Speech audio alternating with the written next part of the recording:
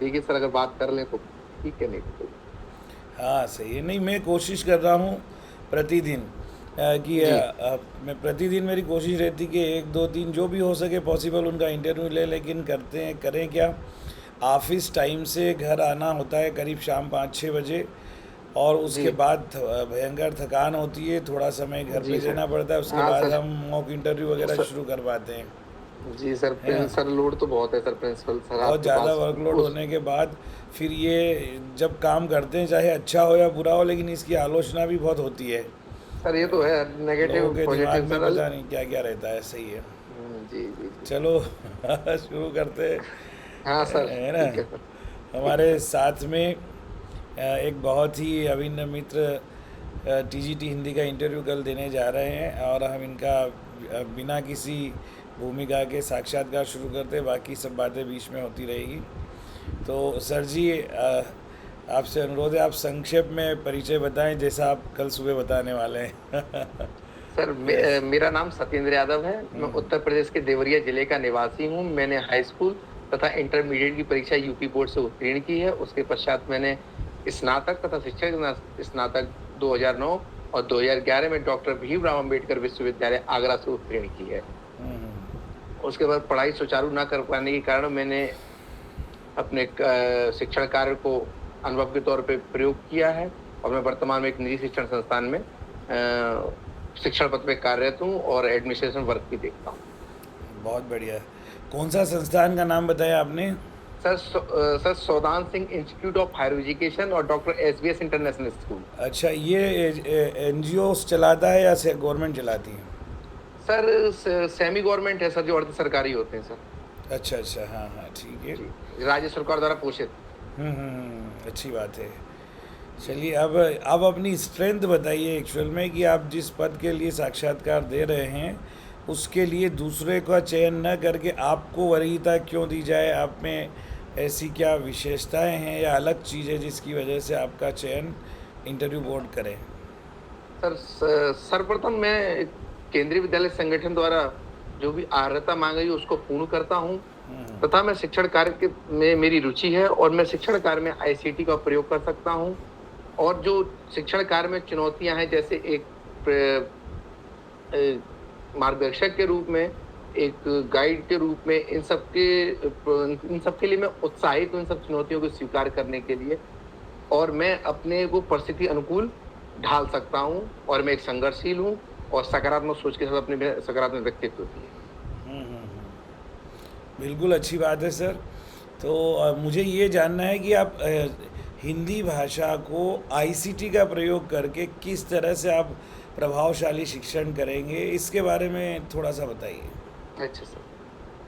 Sir ICT का प्रयोग आजकल के आम जनजीवन में अति आवश्यक हो चुका है। अगर शिक्षा की बात आती है तो मैं आईसीटी का प्रयोग हिंदी माध्यम से, जैसे मैं किसी कविता को पढ़ाता हूँ, उसके में मैं एनिमेटेड वीडियो बनाकर उस कविता को पढ़ा सकता हूँ। और मैं जैसे गूगल मीट के द्वारा बच्चों को, तो एक जगह सारे बच्चों को एकत्रित करके पढ़ा सकता हूँ। और मैं गूगल फॉर्म के द्वारा बहुविकल्पीय प्रश्न बनाकर बच्चों को दे सकता हूँ, जो रेंडमली मैं उसको तुरंत उसका फीडबैक भी मुझे प्राप्त हो सकता है। और किसी टॉपिक पे जैसे किसी बच्चों को दिक्कत आ रही, तो मैं उस टॉपिक को यूट्यूब के माध्यम से छोटे छोटे वीडियोस बनाकर मैं दे सकता हूँ। और जो बच्चे किसी कारण से किसी अच्छे टॉपिक पे विद्यालय आने में असमर्थ है, तो मैं उसका यूट्यूब वीडियो बनाकर अपने लिंक को प्रोवाइड करा सकता हूँ, जिससे कि बच्चे घर पे ही बैठ के उस चीज़ को सीख सकें, उन्हें कहीं नुकसान ना हो सके। बहुत बढ़िया, अच्छी बात है। अब ये बताएं कि हिंदी भाषा में एक्चुअल में अगर देखा जाता है तो बच्चे मार्क्स तो अच्छे ले आते हैं, जी लेकिन जब इम्प्लीमेंटेशन की बात होती है, मौलिक अभिव्यक्ति की बात होती है, तो बच्चे अपने आप को हिंदी भाषा में भी अच्छी तरह से प्रभावशाली ढंग से अभिव्यक्त नहीं कर पाते। इसका आप क्या कारण समझते हैं और इसके लिए आप क्या प्रयास करेंगे? सर, इसका मेन कारण है उनका उच्चारण स्थान। क्योंकि जब तक व्यक्ति अच्छे से बोल नहीं पाता, बालक जब से अच्छे से बोल नहीं पाता, तो वो अच्छे से लिख भी नहीं सकता। जो भी चार है, लर्निंग, स्पीकिंग, रीडिंग और राइटिंग, ये चार जो भाषा शिक्षण की जो स्किल्स हैं, सबसे पहले इसमें निपुण होना अति आवश्यक है किसी भी चीज को लिखने के लिए। अगर आप वर्तनी में अशुद्धि करेंगे तो आपका शब्द भंडार या शब्द लिखने की क्षमता गलती की संभावना बढ़ जाएगी। इसके लिए मैं बच्चों को वर्ण विचार सिखाऊँगा, वर्ण विचार के साथ मात्राएँ लगाना सिखाऊँगा और मात्रा लिखा के साथ-साथ धीरे-धीरे एक वाक्य में परिवर्तित करूँगा और वाक्य में परिवर्तित करने के बाद उनको कॉम्प्रिहेंशन लिखवाऊँगा, जिससे कि उनकी अभिरुचि भी डेवलप होगी और शब्द भंडार भी बढ़ेगा। अच्छी बात है। इसके साथ एक और चीज़ जो है कि कुछ पर्टिकुलर मात्राएं होती है ऐसी जिसमें बच्चे अक्सर गलतियां करते हैं। देखो, है में बिंदी कहाँ आएगी बच्चों को पता नहीं, की में कहाँ छोटी और बड़ी की मात्रा करते हैं, कहाँ छोटे और बड़े की गलतियां करते हैं। ये बड़े बड़े एमए करने वाले भी गलतियां करते हैं। तो ऐसी सिचुएशन में आप बताइए कि बच्चों को किस तरह से समझाएंगे, इन मात्राओं का ज्ञान किस तरह से देंगे कि बच्चे सर उनको वर्तनी में गलती ना करें। सर उनको मैं मात्राओं का ज्ञान सर उच्चारण के तहत बताऊँगा, वर्ण विचार पढ़ाऊँगा, वर्णमाला पढ़ाऊँगा और सेंटेंसों में उनका कैसे वाक्य में उसका कैसे प्रयोग होगा ये करना सिखाऊँ। एक आध एग्जाम्पल बताइए थोड़ा, जैसे ज है और है की मात्रा का, या आप की मात्रा या ऊ की मात्रा का कैसे करेंगे, ओ औ का कैसे करेंगे, ए का कोई भी एग्जाम्पल दे के बताइए थोड़ा। सर जैसे हम राम पुस्तक पढ़ता है, हाँ हाँ। राम पुस्तक पढ़ता है, हम्म। सर ये तो है, मतलब इसमें कोई बिंदी का प्रयोग नहीं किया जाएगा, हाँ हाँ। है ना जी। जैसे एक वचन के रूप में अगर प्रयोग करेंगे तो है में एक वचन के रूप में उसको प्रयोग करते हैं हम लोग। और जैसे जहां बहुवचन हो जाता तो वहां पर है की बिंदी लग जाती, जैसे पुस्तकें। और जैसे किसी को सम्मान में हमको देना होता है, किसी को सम्मान देना होता है कि आज मान लीजिए माननीय सांसद जी विद्यालय आ रहे हैं, तो यहाँ पे हे में कौन सी बिंदी आएगी? सर इसमें हे में ऊपर जो बिंदी आती है वो आएगी डबल मात्रा के साथ। मतलब अगर आप किसी को सम्मान देते हैं और वहाँ अगर वाक्य के अंत में है का प्रयोग होता है तो आप उसमें बहुवचन का प्रयोग करेंगे, यही कहना चाह रहे हैं जी ना? जी जी जी अच्छा, जी। ठीक है। इसमें लेकिन जो आपने बताया पुस्तक वगैरह का, ये एक वचन बहुवचन का है, सब जगह ये लागू नहीं हो, लेकिन है और है जो है इसमें और पुस्तकें में अंतर है। पुस्तक क्या है, संज्ञा है, संज्ञा के बहुवचन का रूप अलग होता है जो एक्चुअल में सहायक क्रिया है। तो आपका कभी बाई चांस ये प्रश्न अगर आ जाए तो आपको बताना है कि है सहायक क्रिया है, किसी भी क्रिया के मुख्य क्रिया के अंत में आती है, और मुख्य क्रिया का वचन अगर सिंगल एक वचन है तो बिंदी इसमें नहीं आएगी, और मुख्य क्रिया का वचन जो है बहुवचन है तो इसमें बिंदी आएगी। और मुख्य क्रिया भी कर्ता के अनुसार होती है। कर्ता अगर एक वचन है तो क्रिया भी एक वचन होगी, और कर्ता बहुवचन है तो क्रिया भी बहुवचन होगी। कर्ता के अनुसार क्रिया के रूप जहाँ बदलेंगे वहाँ है और है बिंदी का प्रयोग होगा। ठीक है, चलो, मैंने केवल ये एक्चुअल में है के लिए पूछा था, आपने और भी चीज़ें इसको थोड़ा विस्तारित कर दी, बढ़िया बात है ना। लेकिन कई जगह ऐसा नहीं होता है, जैसे मान लीजिए कि एक वचन है चिड़िया, तो बहुवचन क्या होगा इसका? चिड़िया। जैसे ची ड़ पे छोटी की मात्रा, नीचे बिंदी और यहाँ पर मतलब चंद्र बिंदु। यस, चंद्र बिंदु जहाँ होगा वहाँ पे वो बहुवचन माना जाएगा। ठीक है जी जी। चलिए, ये तो व्याकरण की बात हो गई। अगर आपको कोई कहानी बच्चों को बहुत अच्छी तरह से समझाना है तो एक कहानी को पढ़ाने के लिए एक शिक्षक की तैयारी विद्या कक्षा में प्रवेश करने से पहले कैसी होना चाहिए? क्या क्या TLM और क्या क्या योजनाएं उसे बनानी चाहिए? सर जैसे कोई कहानी पढ़ाने के लिए पहले तो जो उसके अंदर पात्र होते हैं उसको जानना मेरे लिए अति आवश्यक है, एक शिक्षक के तौर पे। उस कहानी को पढ़ाने के लिए मैं बच्चों की भी मदद ले सकता हूँ। जैसे मैं उन पात्रों को बच्चों को दे सकता हूँ कि आपका नाम राम है, आपका नाम श्याम है। फिर उनके बीच मान लो कहानी में क्या वो लोग करते हैं, उनके साथ एक नाटक करके भी उस कहानी का मैं सारांश के तौर पे उस कहानी को बता सकता हूँ।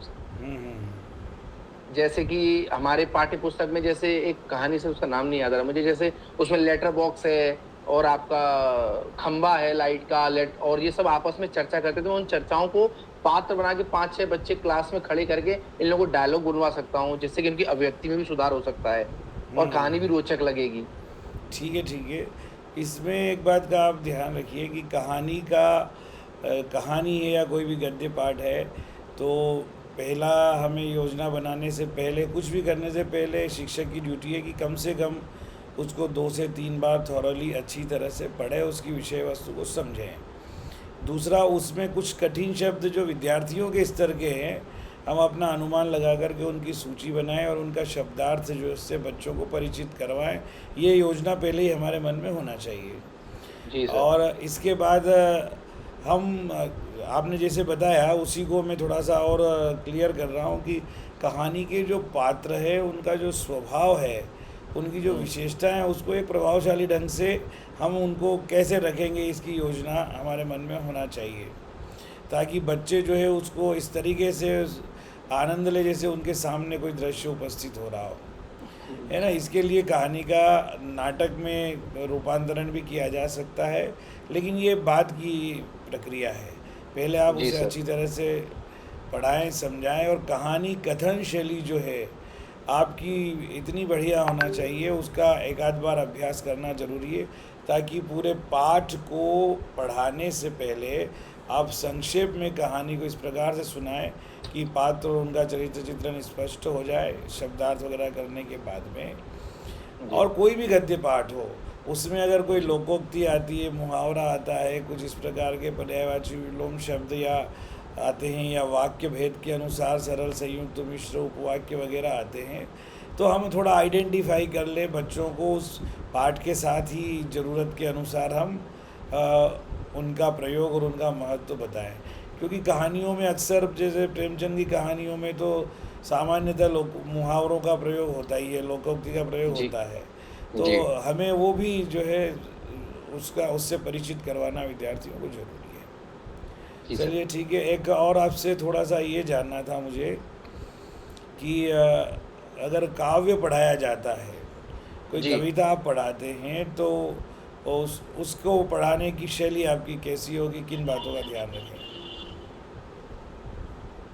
सर, काव्य पढ़ाते समय जो काव्य की जो लय है उसके अकॉर्डिंग काव्य को बताना है मुझे। हम्म, जो उसके अंतर्गत जो कठिन शब्द हैं वो बताने हैं मुझे। उसमें कौन सी संधि शब्दों के अंदर ये भी पहचानने का प्रयास करूंगा उसमें कौन सा समास है या कौन सी संधि है, उसका क्या क्या पर्यायवाची है। अच्छा है, ठीक इस है। तरह। लेकिन काव्य में महत्वपूर्ण चीज़ जो होती है वो होता है काव्य सौंदर्य। किसी भी कविता को जब आप पढ़ाएं, तो वो कविता या काव्य किस विधा के अंतर्गत आता है, वो गीत है या गज़ल है या कोई और चीज़ है, तो ये हमें उन्हें बताना ज़रूरी है बच्चों को कि वो किस विधा के अंतर्गत आता है, जैसे आज सर। जी जी जी। गीति नाट्य है या क्या है। और इसके साथ उसके भाव, भाषा, रस, छंद, अलंकार, इनका ज्ञान होना चाहिए, गीति तत्व उसमें है कि नहीं। और जब हम काव्य पढ़ाते हैं तो पढ़ाने के साथ साथ ही हमें भाव, भाषा, रस, छंद, अलंकार का ज्ञान देना बच्चों को आवश्यक है। जरूरी है ना। जब काव्य की बात आई तो मैं ये जानना चाहूँगा कि आप बताएं कि ये कविता में रस क्या होता है, रस के अंग प्रत्यंग क्या होते हैं, इसके बारे में संक्षेप में बताएं। सर, रस जिसको पढ़ के हमें आनंद प्राप्त होता है सर, जिसको पढ़ के हमें आनंद की प्राप्ति है सर, उसको रस बोलते हैं। हम्म, और इसमें भी सर कई प्रकार होते हैं रस के। हम्म, 9 प्रकार। इसमें सर इसके स्थाई भाव। हाँ हाँ, सर इस तरह के तो इसको तैयार कर थोड़ा सा सर इसको अभी रात में तैयार कर लेना। ऐसा तैयार करा हुआ सर, सब करा रहा हूँ। हाँ, मैंने इसको समझाया भी है, अलग अलग 2-3 साक्षात्कार में, मॉक इंटरव्यू में बताया हुआ है, तो ये मैं फिर बता देता हूँ। देखो कि आलंबन बताया था आपने, उद्दीपन बताया था। मैंने देखो, सर आपकी कुल वीडियो मिला के देखी है सुनो सर। आप, किसी भी जैसे जिस प्रकार से किसी भी फल की सबसे बहुमूल्य चीज़ या मूल्यवान उस फल का रस होता है ना। फूलों का जो रस है वो इत्र होता है, सबसे कीमती होता है। तो इसी प्रकार से, और वो उसका जो रस कहते हैं ना, कोई भी आपने वस्तु, अगर कोई भी फल या फूल को आपने टेस्ट किया हो ना किया हो, लेकिन उसका रस अगर प्राप्त कर लिया, तो आपने उसकी सबसे मूल्यवान वस्तु को प्राप्त कर लिया। ठीक उसी तरह से साहित्य को पढ़ने से जो आनंद की अनुभूति होती है वो भी रस की तरह ही होती है। रस का जी, मतलब ही होता है निचोड़ और पूरा जिस्ट, है ना। जो सबसे मूल्यवान वस्तुएं, जो सबसे मूल्यवान तत्व है वो साहित्य का रस होता है ना। तो जी, मनुष्य के किसी भी व्यक्ति के हृदय में हमेशा जो स्थायी भाव होते हैं, ये स्थायी भाव जब उत्पन्न होते हैं, प्रकट होते हैं, तब रस की उत्पत्ति होती है। तो रस का कारण क्या हुआ? स्थायी भाव हुआ, ठीक है ना। अगर आपके हृदय में प्रेम का, रति का भाव है और वह अगर आप प्रकट करें, इसका मतलब कि आप श्रृंगार रस का आनंद ले रहे हैं। अगर आपके हृदय में ओजस्विता है और वो ओज का गुण जो है और जो स्थायी भाव है उसका वीरता और उत्साह, वो उस उत्साह से आप परिपूर्ण हो जाएं, तो समझ लीजिए आप वीर रस का की अनुभूति कर रहे हैं, है ना। जी, आप युद्ध के मैदान में नहीं हैं, है ना। एक्चुअल में कारण रस का कहीं और है, लेकिन आपके हृदय में वो अनुभूति हो रही है। देखो हम मतलब ये जो साहित्य होता है इसका दृश्य रूप होता है नाटक, सिनेमा, जो भी हम कहते हैं, और श्रव्य रूप जो हम संवाद सुनते हैं।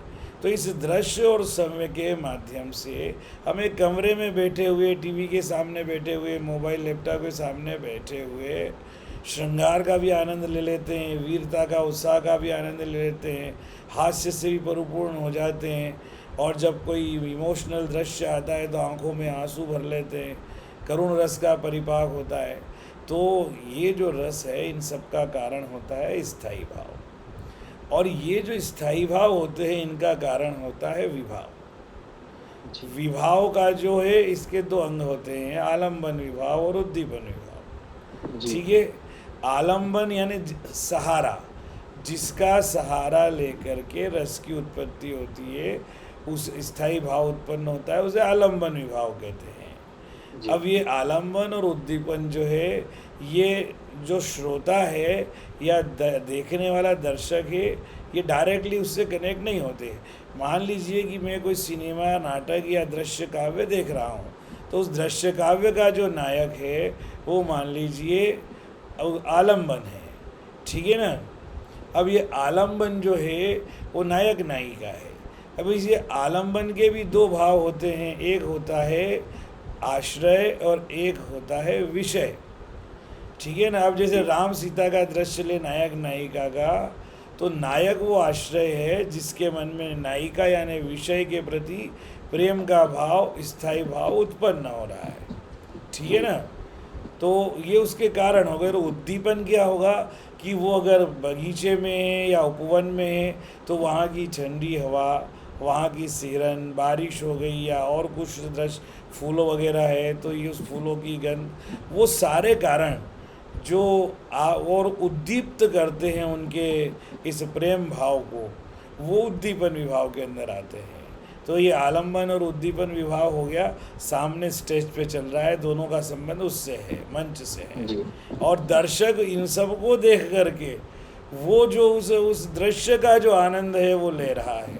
तो वो एक्चुअल में रस का परिपाक तो मंच पे हो रहा है, लेकिन उसका स्थायी भाव जो है वो सहृदय, जिसको हम दर्शक कहते हैं, वो सहृदय के हृदय में उत्पन्न हो रहा है। तो सहृदय जी, के हृदय में स्थित स्थायी भाव जब उन विभाव के साथ में, और विभाव, अनुभव, व्यभिचारी भाव, इनके साथ में जब उसका संयोग होता है तो रस की उत्पत्ति होती है, ठीक है ना। तो जी, रस जो है उसका कारण होता है स्थायी भाव, स्थायी भाव का कारण हो गया विभाव, विभाव में है आलंबन और उद्दीपन, और उद्दीपन। ठीक है ना। और ये जो विभाव के जो कारण हैं वो फिर आएगा अनुभव, इन सब आलंबन उद्दीपन के। तो ये अनुभव में कायिक, वाचिक, सात्विक, आहार्य, ये 4 प्रकार के होते हैं, थोड़ा देख लेना, ठीक है ना। तो शरीर की जो चेष्टाएं होती है वो कायिक में आते हैं, वेशभूषा से रिलेटेड आहार्य में आते हैं, बोलते हैं, संकेत करते हैं, इशारा करते हैं, ये सब वाचिक में भी आ जाता है, कायिक में भी आता है। तो ये सब कुल मिला के जो होते हैं 4, ऐसे 8 प्रकार के अनुभव माने गए हैं। और इन जी, अनुभवों के साथ संचारी भाव होते हैं जो आते जाते रहते हैं, है ना। दृश्य को देखना, आश्चर्यचकित हो जाना, दुख होना, करुणा आना, फिर स्तंभित हो जाना, फिर मन में कोई विचार आना, फिर उसका चले जाना, चिंता उत्पन्न होना, फिर जैसे ही हीरो आ गया तो चिंता खत्म हो गया, उत्साह हो जाना, फिर उसके पीछे, हीरो के पीछे किसी ने पिस्तौल लगा दी। यानी जैसे जैसे दृश्य की स्थिति मंच पर या सिनेमा के पर्दे पर बदलती है या साहित्य के पढ़ने में बदलती है, उस स्थिति परिवर्तन के साथ में अनेक प्रकार के भाव विचरण करते रहते हैं, इसलिए इनको संचारी भाव करते हैं। तो ये रस का पूरा हो गया है, और सभी रस का एक एक कुछ खास खास एग्जाम्पल देख लेना है, थोड़ा डिफरेंट हो, ठीक है ना। अच्छा सर, मेरे को एक चीज पूछनी थी सर। हाँ बोलिए। सर मैंने जो अपना अभी बायोडाटा भरा नहीं है सर, अभी मैं भरता, मैंने आपसे एक बार मैंने डिस्कस कर लूँ आपसे। आप मैंने एक लिखा है काम, बायोडाटा को आप अच्छे से टाइप करके हिंदी में वर्ड फॉर्म में मुझे व्हाट्सएप कर दीजिए। मैं उसमें जो है कोई करेक्शन होगा थोड़ा बेहतर बना करके आपको वापस भेज दूंगा, ठीक है ना। फिर आप अपने हिसाब से उसको सेट कर लेना। हाँ, मैंने सर हैंड राइटिंग में उसको लिख दिया, अपनी हैंड राइटिंग। हाँ ठीक है। और पूछिए अगर वो, तो आप कुछ, आपको ये बाकी के मैंने वीडियो में सब बताए हुए हैं। अच्छा सर, एक चीज और सर, जो शब्द शक्ति का जो टॉपिक है सर, वैसे तो मेरे को पढ़ा लेता हूँ, कोई दिक्कत नहीं होती, लेकिन सर उसके पद से रिलेटेड कोई एग्जांपल होते तो सर वो दिक्कत नहीं तो सीमित रहते, अभिधा, लक्षणा, व्यंजना, है ना, जो तो साधारण अर्थ देती है कि, है ना, कि महेश के घर एक सुंदर कन्या का ने जन्म लिया, ठीक है ना। तो ये साधारण अर्थ है, इसमें वही अर्थ है जो जहाँ शाब्दिक अर्थ का प्रकट होता है वो अभिधा है ना। और लक्ष्यार्थ का मतलब होता है जहाँ कोई लक्षित अर्थ के लिए वाक्य प्रकट बनाया जाता है, वह लक्ष्यार्थ होता है। उसका एक ही लक्ष्य होता है, मतलब प्रभावशाली ढंग से कहने के लिए, है ना। तो वहाँ जो शाब्दिक अर्थ है वो नहीं रहता। इसमें जनरली मुहावरादार भाषा होती है ना, कि पुलिस तो आई थी लेकिन चोर तुरंत 9-2-11 हो गया, ठीक है। 9+2 11 इसका अर्थ शाब्दिक नहीं है, तो यहाँ लक्ष्यार्थ है, ठीक है। और सूर्य पूर्व दिशा में उगता है, या सूर्य आज सूर्यास्त हो गया, एक्चुअल में जो सूर्य अस्त हुआ ये शाब्दिक अर्थ है, ठीक है ना। लेकिन उस दिन मान लो किसी महापुरुष की मृत्यु हुई और हमने कहा कि भारत के में बहुत बड़ा जो है आज घटना हुई, आज समझ लीजिए भारत का सूर्य अस्त हो गया, तो एक लक्ष्य करके कहा गया है कि कोई इतना महत्वपूर्ण व्यक्ति था जो इस संसार में भारत से चला गया, ठीक है ना।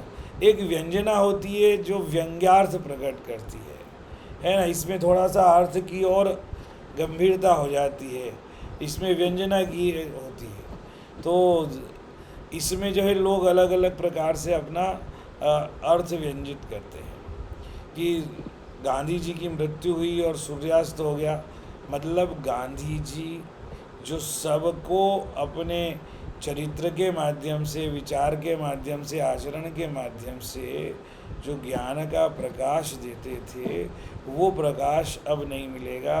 वो प्रकाश देने वाला जो व्यक्ति था वो सूर्य के समान था जो अस्त हो गया। अब जो उनके विचार है वो जीवित रहेंगे। तो ऐसे करके ये इसमें व्यंजना होती है। तो जहाँ केवल एक ही लक्ष्य होता है वहाँ लक्ष्यार्थ, जहाँ एक से अधिक अर्थ व्यंजित होते हैं तो वहाँ पर जो है जहाँ व्यंजना होती है। ये कमेंट्स भी होता है, व्यंग भी किया जाता है, तानाकशी भी इसमें की जाती है। कभी कभी लगता है कि प्रशंसा कर रहे हैं, लेकिन एक्चुअल में वो प्रशंसा नहीं होती है, वो आलोचना हो जाती है, ठीक है। जैसे मैंने एक इसके लिए लिख रखा है, व्यंजना के लिए, रहीमन पानी राखिए बिन पानी सब सून, पानी उबरे न मोती मानो सुन। हाँ, ये इसमें व्यंजना आप कह सकते हैं, लेकिन एक्चुअली ये जो है हिंदी वाले बैठेंगे वहाँ ये बोलें कि ये जो इसका तो जो है वो इसमें श्लेष अलंकार है, आप इसका उदाहरण क्यों दे रहे हैं। तो आप अलंकार से हट के कोई वाक्य देखिए, मैं आपको देखता हूँ, भेज देता हूँ, है ना। हाँ। तो बहुत सारे मिल जाते हैं, कोई प्रॉब्लम वाली बात है नहीं। क्योंकि सर वो आज एक मेरी एक कैंडिडेट से बात हुई थी सर फोन पे, उन्होंने शब्द शक्ति को इसी माध्यम जैसे आप बता रहे हैं, जैसे पढ़ाया, नॉर्मल एग्जांपल दिए, लेकिन उन्होंने कहा आप इसको पद्य में मुझे उदाहरण दीजिए, पद्य शैली। अरे तो पद्य में तो जो अलंकारिक भाषा है ना, कि चमक उठी सन 57 में वह तलवार पुरानी थी, है ना। तो अब कोई मतलब पुरानी तलवार चमक गई हो, ये तो इसका अर्थ नहीं है ना। इसका मतलब यहाँ व्यंग्यार्थ है। व्यंग्यार्थ क्या है कि जो वीरता का भाव भारतीयों के मन में जैसे लुप्त हो गया था, झांसी की रानी लक्ष्मीबाई ने उस वीर भाव को जगा दिया कि जो भारत की वीरता की पुरानी परंपरा रही है, रानी लक्ष्मीबाई ने युद्ध को के लिए अंग्रेज़ों को ललकार के और उनका सामना करके ऐसा लगा जैसे कि वो भारत की बहुत पुरानी वीरता की परंपरा को उसने ताज़ा कर दिया हो। यहाँ तलवार के चमकने का कोई मीनिंग नहीं है, यहाँ अर्थ कोई और है, व्यंग है, ठीक है ना। तो यहाँ ऐसे उनको बताइए, आहुति सी गिर पड़ी चिता पर चमक उठी ज्वाला सी, है ना। ये रानी लक्ष्मीबाई जब उस आहुति उनकी चिता पर जब उनको चढ़ाया जाता है तब जाके वे बताते हैं, इस तरह की बात होती है। तो इसे बहुत सारे मिल जाएंगे आपको, ठीक है ना। जी। तो इस तरह से ये चीज़ें हैं, और खास खास देख लीजिए आप, वाव भाषा रसचंद अलंकार के साथ साथ व्याकरण में आपने जो बताई है संधि समास के साथ साथ सारे जो इसके अर्थ की दृष्टि से और रचना की दृष्टि से वाक्य के भेदों को देख लेना। साहित्य में थोड़ा देख लेना, प्रगति प्रयोगवाद वगैरह कुछ पूछे तो बता देना। बाकी हाँ सर, प्रगति और प्रयोगवाद में मेन डिफरेंस क्या है सर? भाई प्रगतिवाद पे इसका मार्क्सवाद का प्रभाव है सबसे ज़्यादा, ठीक है। और उसमें जो शोषित पीड़ित लोग होते हैं उनके खिलाफ जो है मार्क्सवादी विचारधारा के तहत कवियों ने अपनी रचना की है ना। और प्रयोगवाद जो है, प्रयोगवाद में जो लोगों ने अपने हैं ऊपर प्रयोग किए हैं, बजाय दूसरों को शिक्षा भाषण देके स्वयं का उदाहरण प्रस्तुत किया है, या जो विडंबना है समाज की उस विडंबना को बताया उन्होंने, मूल्यहीनता जो आ गई थी उसके बारे में उन्होंने अपना विचार रखा है, ठीक है ना। तो ये चीज़ है। छायावाद में आत्मा और परमात्मा से संबंधित जो रहस्य है उन पर जो है उन्होंने लिखा है। प्रकृति में उन्होंने उस नियति की कल्पना की है, परमात्मा की कल्पना की है। द्विवेदी युग में राष्ट्रवादी विचारधारा थी, ये सारी चीज़ें हैं। तो ये शॉर्ट में एक बार आप देखेंगे तो खास खास एक एक दो दो लाइन तो आप बता पाएँ, 2-3 लाइन ये देख लेना। मुझे लगता है काफ़ी समय भी हो रहा है ना मुझे अभी एक से और मिलना है, और इसके बाद तो मेरी आप तरफ से आपको बहुत बहुत हार्दिक शुभकामनाएं। और भी मन में कोई बात हो तो आप सुबह सर जो आपको सिचुएशन जो आपने पूछे थे मुझसे जो क्वेश्चन, उसके सर आंसर में कुछ ठीक थे कि कैसे? हाँ, आपने बीच बीच में कुछ अंग्रेजी शब्दों का प्रयोग किया था कि मैं सेंटेंसों को बताऊंगा, तो ये नहीं करना है, इसको निगेटिव माना जाता है, वाक्य को बोलिए ना।